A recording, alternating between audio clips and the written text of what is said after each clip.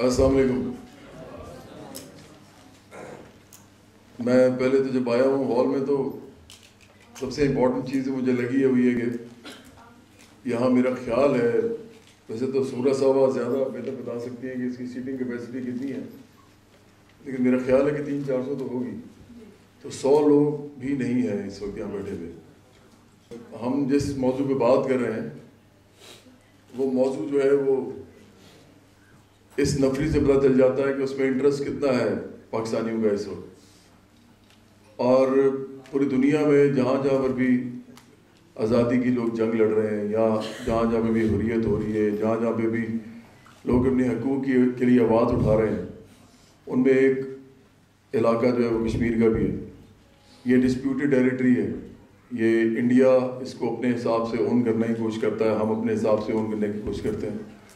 لیکن جو بڑی مزیدار بات ہے وہ یہ ہے کہ میں جب زلزلے میں 2005 میں گیا آزاد کشمیر میں، اور میں نے وہاں جا کے کام کیا، ہم نے وہاں گھر بنائے، ہم نے لوگوں کے ساتھ ریلیف، ریسکیو، ریہیبلیٹیشن تینوں کے اندر کام کیا.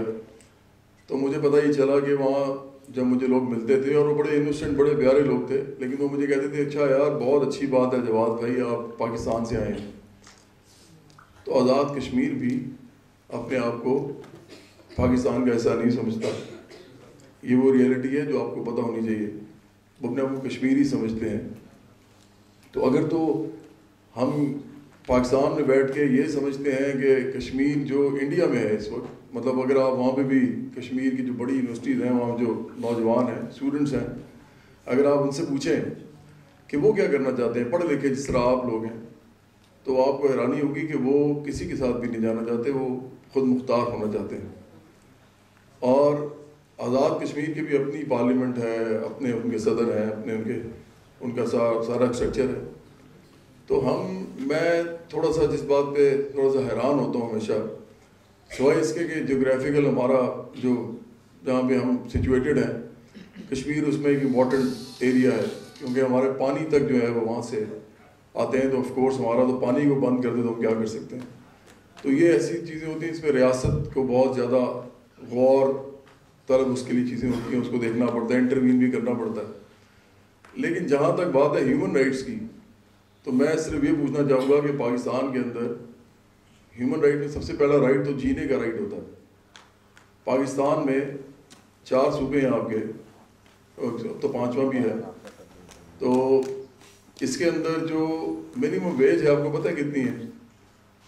15,000 روپیہ، جو کہ 2013 میں پختونخوا میں تحریک انصاف بھی دے رہی تھی، پنجاب میں مسلم نون دے رہی تھی، اور پیپلز پارٹی سندھ میں دے رہی تھی. آپ نے تو لوگوں کو جینے کا حق نہیں دیا. یہاں پہ اس ملک کے اندر 3 کروڑ بچہ اسکول نہیں جاتا. آپ کو اچھی طرح معلوم ہے. اس ملک کے اندر آپ کو بہت اچھی طرح پتہ ہے، آپ اچھے خاصے مڈل کلاس کے لوگ ہیں، لیکن اگر کسی کے گھر میں کسی کو کینسر ہو جائے تو علاج کے پیسے نہیں ہوتے، وہ بیچارہ ویسے ہی فوت ہو جاتا، کیونکہ جو علاج کے پیسے ہیں وہ لاکھوں میں ہوتے ہیں. لاکھ روپیہ تو کسی کے پاس بینک میں نہیں ہوتا آج کل. یہاں پہ زیادہ تر آبادی ایسی ہے جو ایک موٹر سائیکل خرید نہیں سکتی. ایک موٹر سائیکل خریدنے کے لیے ان کے پاس پیسے ان کو جمع کرنے پڑتے ہیں. اس ملک کے اندر آپ روزگار کی تلاش میں نکلتے ہیں اور آپ کو روزگار نہیں ملتا. آپ انڈر ڈیولپڈ کنٹری تو ہیں لیکن انڈر ویجڈ بھی ہیں. آپ جن کو نوکریاں ملی ہوئی ہیں ان کو اتنی کم نوکری، جس میں نے بتایا منیمم ویج اتنی کم ہے کہ اس کے حساب سے باقی بھی انکمز دیکھ سکتے ہیں، باقی ویجز بھی دیکھ سکتے ہیں. تو لوگ اتنے انڈر پیڈ ہیں کہ وہ بیچارے اپنی زندگی کے اندر خوشحالی کا تصور بھی نہیں کر سکتے اور زندگی انجوائے بھی نہیں کر سکتے. ایک ہی زندگی اس وقت ملی ہے، اوپر جا کے تو خدا نے جو کرنا ہے سب کے ساتھ ہی کرنا ہے. لیکن یہاں پہ تو امیر لوگ اور شہرت یافتہ لوگ اور طاقتور لوگ اور سرمایہ دار، جاگیردار، مافیاز جتنے ہیں اس ملک کے اندر، وہ تو پتہ نہیں جنت حاصل کرنا بھی چاہتے ہیں کہ نہیں چاہتے. ہمیں تو حیرانی ہوتی ہے. یہاں پہ وہ البتہ جنت بنانا چاہتے ہیں، اور یہ والی جنت جو وہ خود بنانا چاہتے ہیں اس میں وہ کسی کو حصہ نہیں دینا چاہتے. اور اگر کوئی حصہ مانگتا ہے تو اس کو کہتے ہیں کہ یار ایسے نہیں کرتے، اوپر جا کے جنت مل جائے گی. لیکن جس جنت کو وہ اوپر جا کے خود لینا نہیں چاہتے، جس کے لیے وہ کہتے ہیں کہ چلو یار وہ بھی مل جائے لیکن کچھ عرصہ بہتر طریقے سے یہاں پہلے گزر جائے، موت اچھی نہیں لگتی ان کو، انجوائے کرتے ہیں ساری لائف۔ تو آپ اس ملک کے اندر 85-90% لوگ جو ہیں ان کی حالت تو دیکھیں کہ وہ زندگی کیسے انجوائے کر سکتے ہیں۔ وہ تو یہی کر سکتے ہیں کہ موبائل پہ ٹیکسٹنگ کر لیں ایک دوسرے کے ساتھ، وہ سارا دن نوجوان کرتے ہیں، کیونکہ اب یہ بھی نہیں کریں گے تو کیا کریں گے؟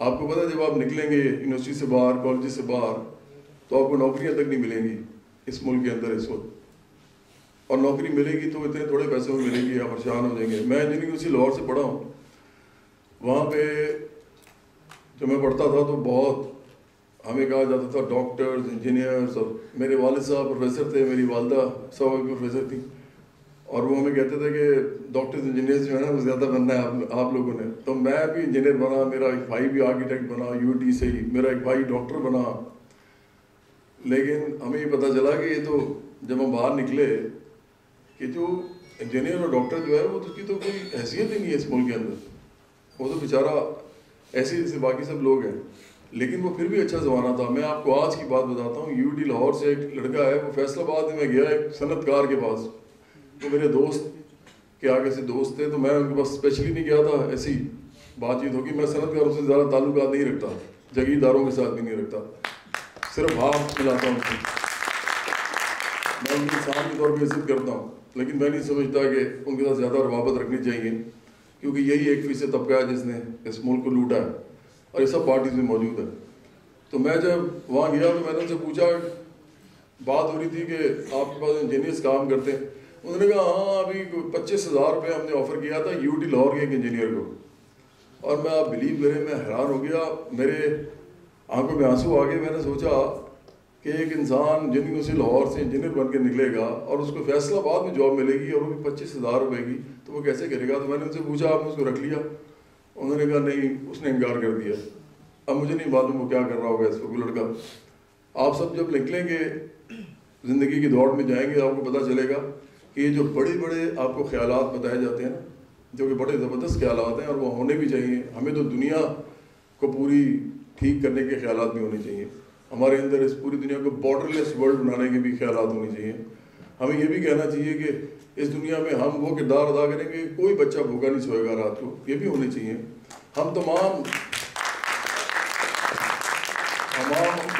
ممالک میں آزادی کی طریقے شروع کروائیں گے، تمام اوپریس نیشنلٹیز کو کہیں گے کہ اپنے لیے لڑو، یہ ہم سب کچھ سوچ سکتے ہیں، لیکن پہلے یہ تو سوچیں کہ اس ملک کے اندر آپ کا کوئی حق ہے، اس ملک کے اندر آپ پیدا ہوئے یہاں، آپ نے یہاں پہ اپنا کنٹریبیوشن کیا ہے، آپ کے والدین نے کیا، آپ کے دادا دادی نے کیا، آپ کے نانا نانی نے کیا ہے، اور اس کے بدلے میں آپ کو کیا مل رہا ہے؟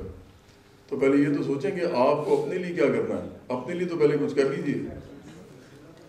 تو نوجوان جو ہیں میں سمجھتا ہوں کہ ان کو نہیں معلوم، ان کو پتہ ہونا چاہیے کہ وہ آج تک جس سیاست کے ساتھ تھوڑا بہت بھی جڑتے ہیں، وہ سیاست 4-5 چیزوں پہ کھیلی جاتی ہے۔ یا تو لوگ کہتے ہیں کہ جی ملک میں کرپشن بہت ہے، میں جب سے پیدا ہوا میں یہی سن رہا ہوں، ہر امت جو ہے وہ کرپشن کے نام پہ جاتی ہے، لیکن کرپشن ختم نہیں ہوتی۔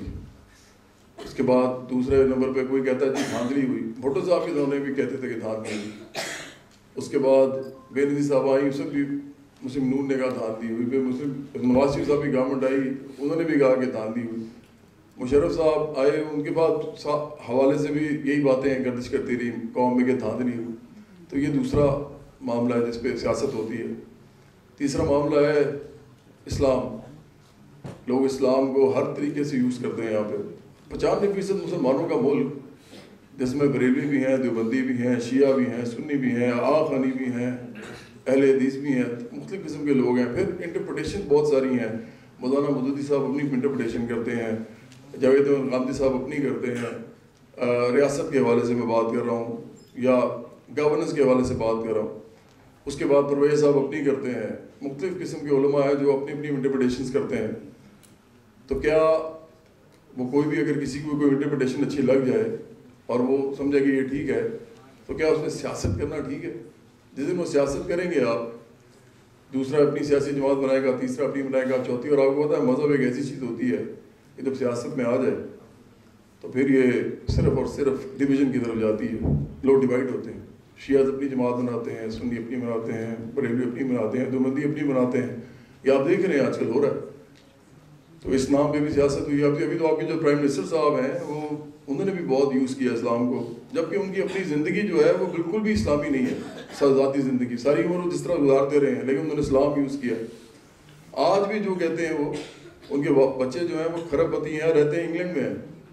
انگلینڈ وہ سوسائٹی جہاں اسلام کا نام و نشان بھی نہیں ہے، وہاں انہوں نے بچے چھوڑے ہوئے اپنے، اور ان کا تعلق ہی نہیں ہے اس ملک کے ساتھ کوئی. اگر ہوتا تو وہ 300 کنال میں رہتے. جس ملک کے وہ پرائم منسٹر ہیں اس میں لوگوں کے پاس کھانے کو 3 وقت کی اچھی روٹی نہیں ہے. جس ملک کے وہ پرائم منسٹر ہیں وہاں پہ لوگوں کے پاس ہیلتھ فیسلٹیز نہیں ہے. جس ملک کے پرائم منسٹر ہیں وہاں ایجوکیشن نہیں ہے، اور وہ 300 کنال میں رہ رہے ہیں.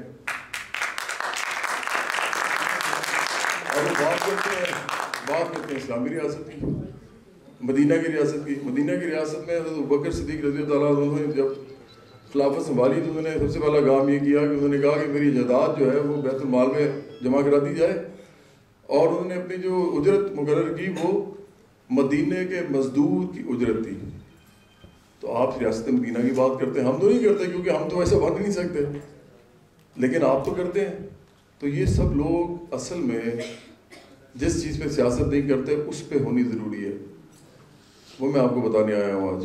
اگر وہ کریں گے تو کشمیر کا مسئلہ بھی حل ہوگا، وہ کریں گے تو اس کے علاوہ پاکستان کے مسائل بھی حل ہوں گے، بلوچستان کا مسئلہ بھی حل ہوگا، کراچی سندھ کا مسئلہ بھی حل ہوگا، پختونخوا کا مسئلہ بھی حل ہوگا، قبائلی علاقوں کا مسئلہ بھی حل ہوگا، پنجاب کے اندر جو صوبے بنانے کی بات ہو رہی ہے اس کا مسئلہ بھی حل ہوگا. اور وہ طریقہ صرف ایک ہے کہ آپ ایک طبقاتی سیاست کی طرف بڑھیں. آپ یہ بتائیں لوگوں کو اور خود بھی سمجھیں اس بات کو کہ اس ملک کے اندر آپ کے لیے قانون نہیں کوئی بنائے گا جو جاگیردار ہو، جو سرمایہ دار ہو، جو بڑا زمیندار ہو، جو پرانا بیوروکریٹ ہو، جو کوئی آرمی سے یا پولیس سے ریٹائر ہوا ہو. یہ سب لوگ بڑے اچھے ہیں سارے، لیکن قانون نہیں بنائیں گے آپ کے لیے. یہ اپنے لیے قانون بنائیں گے. مافیاز نہیں قانون بنائیں گے آپ کے لیے. قانون آپ کو خود بنانا پڑے گا اپنے لیے جا کے. اس کے لیے آپ کو سیاسی عمل میں داخل ہونا پڑے گا طبقاتی بنیادوں پہ. آپ کو 99% کی آواز بننا پڑے گا. یہ 99% جو ہیں یہ ان کی کوئی ریپرزنٹیشن نہیں ہے پارلیمنٹ میں. اس وقت پارلیمنٹ کے اندر گنے چنے صرف مڈل کلاس کے لوگ ہیں، اور ورکنگ کلاس ہے ہی نہیں. اور ورکنگ کلاس اس ملک میں 80% ہے. 80% لوگوں کی ریپرزنٹیشن ہی نہیں ہے پارلیمنٹ میں. اگر آپ کو لگتا ہے کہ یہ نہیں ہو سکتی تو میں آپ کو ایک بات بتاؤں، پھر آپ مایوس ہو جائیں اور نا امید ہو جائیں اور چھوڑیں. اس ملک سے باہر جا رہے ہیں لوگ، آپ ہی چلے جائیں.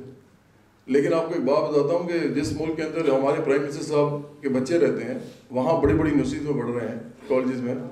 اس ملک کے اندر جو ترقی اور خوشحالی ہے وہ صرف ایک وجہ سے ہے، صرف ایک وجہ جتنی بھی ہے، کیونکہ وہاں پہ ایک پارٹی ہے اس کا نام لیبر پارٹی ہے. جو لیبر پارٹی ہے اس کو ٹریڈ یونینز فنڈ کرتی ہے. لیبر پارٹی کو مزدور کسان محنت کش مڈل کلاس فنڈ کرتی ہے. یہ وہ چلاتے ہیں. پاکستان میں کوئی ایسی پارٹی ہے؟ ایسی کوئی پارٹی ہے جو عام لوگ چلا رہے ہوں؟ تو جب تک نہیں ہوگی، جب تک آپ لوگ خود سیاست میں نہیں آئیں گے، خود پارلیمنٹ میں نہیں جائیں گے، خود الیکشن نہیں لڑیں گے، تو یوں نہیں ہونے والا. تو ہم اس امید کے ساتھ ہر جگہ جاتے ہیں کہ آپ کو پتہ چلے کہ طبقاتی بنیادوں پہ سیاست کرنا پاکستان میں اس وقت آرڈر آف دا ڈے ہے. اگر آپ نہیں کریں گے تو آپ انہی کے لوگوں کے رحم و کرم پہ رہیں گے. یہی لوگ آپ کو جس طرح آج تک لوٹتے رہیں گے، اپنے پارٹیاں بدلتے رہیں گے، ان کے چہرے بدلتے رہیں گے، پارٹیوں کے نام بدلتے رہیں گے، لیکن طبقہ وہی رہے گا 1% جو آپ کے آج تک حکمرانی کر رہا ہے، اور جو کہ امیروں اور دولت مند لوگ اور سرمایہ دار جاگیردار اور وہ تمام لوگ جو طاقتور ہیں ان کو ریپرزینٹ کرتا رہے گا اور ان کی بڑھوتی کے لیے کام کرتا رہے گا. تو راوی پاکستان میں آپ کو شمول کی دعوت دیتا ہوں سب کو، اور میں دعا کرتا ہوں کہ کشمیر کے اندر جو اسٹرگل ہو رہی ہے وہ لوگ اپنی اسٹرگل جو ہے اس کو برابری کی بنیاد پہ چلائیں، وہ بھی طبقاتی بنیادوں پہ چلائیں. وہ بھی کہیں کہ جب ہم آزاد ہوں گے تو ہم انسانوں کو برابری کی سطح پہ دیکھیں گے سب کو. اگر کشمیر کے لوگ یہ کریں گے، جس دن بھی کریں گے، ان کی پوری اسٹرگل کا کریکٹر بدل جائے گا. پاکستان میں بھی اسٹرگل ہونی ضروری ہے, وہاں پہ بھی ہونی ضروری ہے, پوری دنیا میں ہونی ضروری ہے. جاتے ہوئے میں صرف اتنا بتا دوں آپ کو کہ پاکستان میں تو سیاسی طور پہ تو چھوڑیں, سوشلی بھی ورکنگ کلاس اور مڈل کلاس کی کوئی ریپرزنٹیشن نہیں ہے. آپ کو پتہ ہے اس ملک میں ٹریڈ یونینز جو ہیں وہ کتنی ہیں کہ آپ سب کام کرتے ہوں گے کہ انہوں کوئی 1% سے بھی کم لوگ یونینز میں ہیں, 1% سے بھی کم. تو آپ اپنے حقوق کے لیے کیسے آواز اٹھائیں گے؟ اس ملک کے اندر منیمم ویج تو ہم نے ایک بات کی, pension, old age benefits, overtime, ان کا کوئی تصور ہی نہیں ہے. آپ جاب کر کے دیکھیں کہیں پہ. یہ وہ ایشوز ہیں جو اٹھانے ہیں طبقاتی پالیٹکس نے, یہ وہ ایشوز ہیں جو اصل ایشوز ہیں, یہ آپ کے اصل ٹینجیبل ایشوز ہیں. آپ جب زندگی میں داخل ہوں گے آپ کو انہی سے سامنا ہوگا. کوئی پارٹی ان پہ بات نہیں کرے گی, سب پارٹیاں ان کے خلاف ہیں ان چیزوں کے, کیونکہ وہ سب سرمایہ دار جاگیردار چلاتے ہیں اور وہی چلاتے رہیں گے اگر آپ لوگ خود سیاست میں عملی طور پہ شمولیت اختیار نہیں کریں گے. بڑی مہربانی, بہت شکریہ.